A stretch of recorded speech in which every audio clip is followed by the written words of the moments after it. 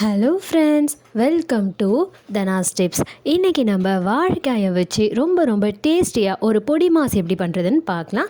இந்த பொடி மாஸ் பண்ணுறதுக்கு தேவையான பொருட்கள்: வாழைக்காய் 2, தேங்காய் துருவல் 1 கப், நறுக்கிய வெங்காயம் 1 கப், கடலை பருப்பு 2 ஸ்பூன், உளுத்தம் பருப்பு 1 ஸ்பூன், கடுகு 1 ஸ்பூன், காய்ந்த மிளகாய் 1, கறிவேப்பிலை சிறிதளவு, உப்பு, தேவையான அளவு எண்ணெய்.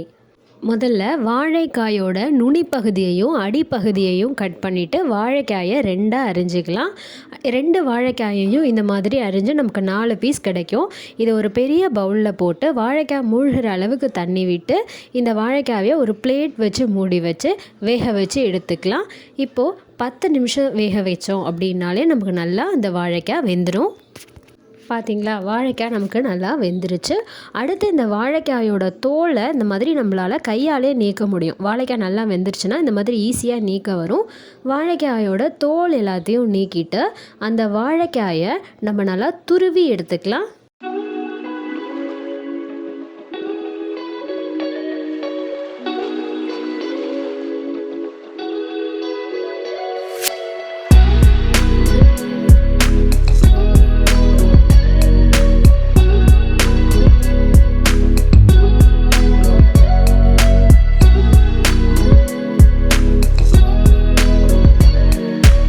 இப்போ பார்த்திங்கன்னா நம்ம வாழைக்காய் ஃபுல்லாக துருவி முடித்தாச்சு.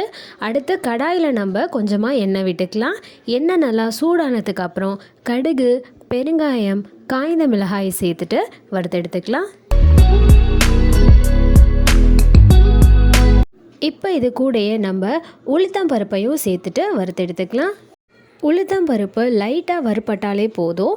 உளுத்தம் பருப்பு லைட்டாக வறுப்பட்டதுக்கு அப்புறம் இதில் நம்ம கடலை பருப்பை சேர்த்துட்டு வறுத்தெடுத்துக்கலாம்.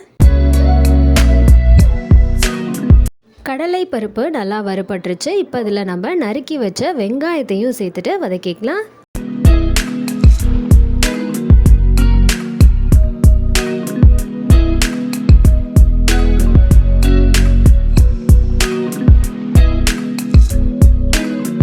வெங்காயம் நல்லா வதங்கிடுச்சு. இப்போ இதில் நம்ம கறிவேப்பிலையை சேர்த்துட்டு வதக்கிக்கலாம்.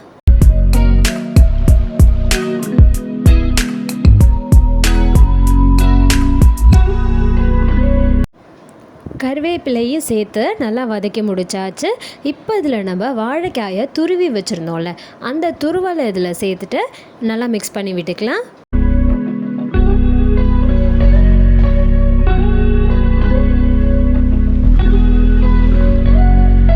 இப்போது கடைசியாக இதில் நம்ம தேங்காய் துருவலையும் இந்த வாழைக்காய் பொடி மாஸ்க்கு தேவையான அளவு உப்பும் சேர்த்து கிளறி விட்டுக்கலாம். தேங்காய் துருவலை சேர்த்ததுக்கப்புறம் ரொம்ப நேரம் அடுப்பில் வச்சுருக்கணும்னு அவசியம் இல்லை. சும்மா ஒரு 2 நிமிஷம் நம்ம கிளறி அடுப்பிலேருந்து இறக்கிட்டால் போதும்.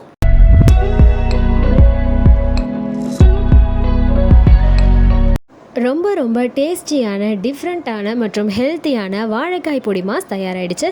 ட்ரை பண்ணிவிட்டு எப்படி இருக்குன்னு கமெண்ட் பண்ணுங்கள். சேனலுக்கு சப்ஸ்கிரைப் பண்ணுங்கள். மறக்காமல் பக்கத்தில் இருக்க பெல் ஐக்கானை கிளிக் பண்ணிக்கோங்க. தேங்க்யூ.